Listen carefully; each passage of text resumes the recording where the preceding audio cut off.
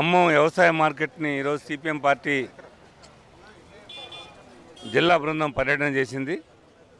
ఖమ్మం మిర్చి మార్కెట్లో మిర్చి రేటు బాగా పడిపోయాయి. గత సంవత్సరం ఇదే సీజన్లో కింటా మిర్చి ధర 23,000 రూపాయలు ఉంటే ఇప్పుడు 13,000-14,000 రూపాయలు పడిపోతూ ఉంది. దీన్ని రైతులు చాలా ఆందోళన పడుతూ ఉన్నారు. ఎకరానికి దాదాపు 1,50,000 రూపాయలకు పైగా పెట్టుబడి అవుతూ ఉంటే దిగుబడి మాత్రం కేవలం 15 నుంచి 20 క్వింటాలు మాత్రం అవుతుంది.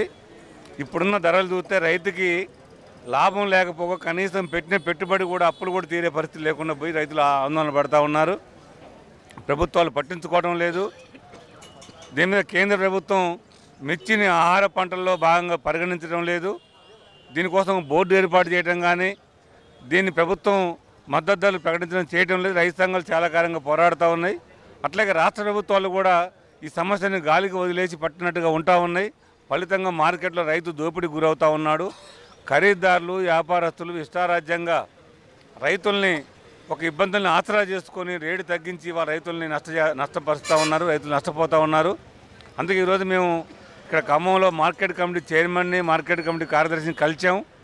తక్షణం రాష్ట్ర ప్రభుత్వం నుంచి నాపెడు రంగంలోకి దింపి ఇక్కడ నాపెడు ద్వారా రాష్ట్ర ప్రభుత్వం కొనుగోలు చేసినట్టయితే కాంపిటీషన్ పెరిగి ధర పెరిగే అవకాశం ఉంది. ప్రభుత్వం కొనుగోలు చేయాలని చెప్పి డిమాండ్ చేస్తా ఉన్నాం. కనీసం కింటాకి 20,000 రూపాయలు ప్రభుత్వం నాపెడు ద్వారా కొనుగోలు చేస్తే ప్రైవేట్ వ్యాపారస్తులు కూడా పోటీ పడి రైతుకి గిట్టుబాటు ధర వచ్చిన మద్దతు ధర వచ్చే అవకాశం ఉంది. కాబట్టి ఆ పని చేయాలని చెప్పి కోరుతా ఉన్నాం.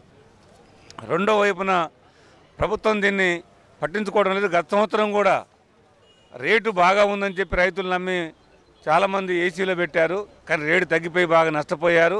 అందుకే రైతులు నష్టపోకుండా కోసం ప్రభుత్వం ఇప్పుడు 20,000 రూపాయలు తగ్గకుండా కింటాకి నాపెడిని రంగంలో దింపి నాపెడు కానీ మార్కెట్ కానీ రంగంలో దింపి కొనుగోలు చేసినట్టయితే రైతులకు కాస్త లాభం జరుగుద్దని చెప్పి మేము ప్రభుత్వాన్ని డిమాండ్ చేస్తా ఉన్నాం. ఈ సమస్య మీద ఇప్పటికే మార్కెట్ అధికారులకి చైర్మన్ చెప్పాం. వ్యవసాయ శాఖ మంత్రికి రాష్ట్ర ప్రభుత్వం దృష్టి కూడా తీసుకెళ్తామని చెప్పి తెలియజేస్తా ఉన్నాం. దళారులు జోక్యం లేకుండా రైతులకు లాభం జరిగే విధంగా ప్రభుత్వం చేయాలని డిమాండ్ చేస్తా ఉన్నాం.